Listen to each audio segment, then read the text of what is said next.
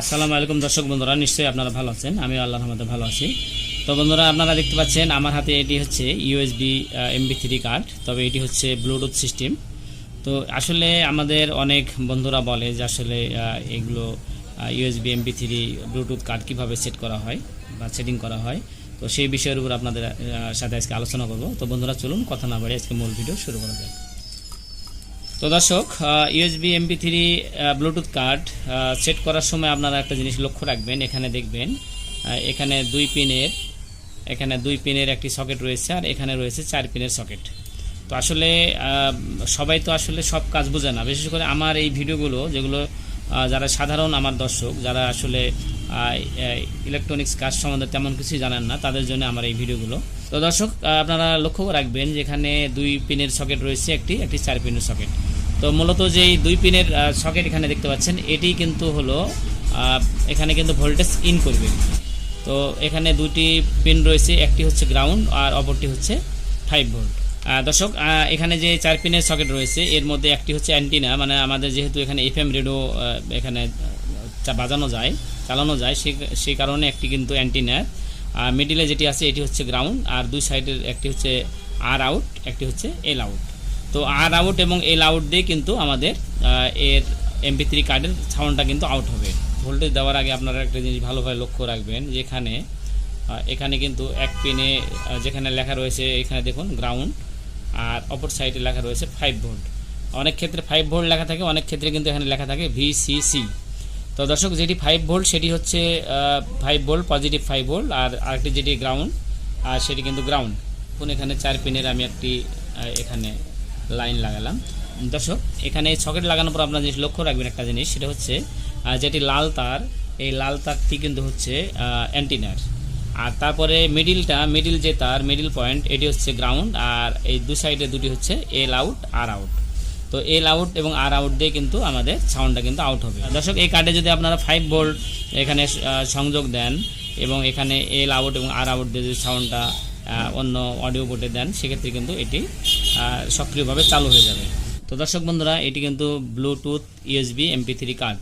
সেক্ষেত্রে আপনারা এই কার্ডটি সরাসরি মোবাইল ব্লুটুথ অন করে কিন্তু আপনারা এই কার্ড চালাতে পারবেন।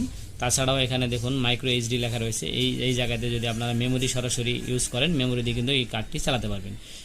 তাছাড়াও আপনারা এখানে কার্ড রিডারের সাথে মেমোরি ইউজ করে বা পেন ড্রাইভ দিয়ে কিন্তু এই কার্ডটি চালাতে পারবেন। তারপরে আরেকটি এখানে সিস্টেম রয়েছে, এখানে 1 কর্ড দিয়েও কিন্তু আপনি মোবাইলের মাধ্যমে এখানে এটি চালাতে পারবেন। তো দর্শক, তারপরে আপনারা একটা জিনিস লক্ষ্য রাখবেন, এখানে দেখুন এখানে ভলিউম প্লাস, এখানে volume minus, volume plus, scan, তারপরে এখানে রয়েছে আপনার হচ্ছে মোড দিয়ে আপনারা একবার চাপ দিবেন, এখানে ব্লুটুথ সিস্টেম আসবে, আরেকবার চাপ দিবেন এখানে FM রেডিও আসবে। এভাবে কিন্তু আপনারা মোডটা চেঞ্জ করতে পারবেন। আর স্ক্যান যেটি রয়েছে এটি দিয়ে কিন্তু আপনারা FM রেডিও দেওয়ার পরে এই স্ক্যান করলে কিন্তু আপনার FM রেডিও যেগুলো চ্যানেল আছে সেই চ্যানেলগুলো কিন্তু এখানে ধরবে। তো দর্শক, বুঝতে পারলেন আপনারা কিভাবে এই ব্লুটুথ MP3 কার্ড সেটিং করবেন।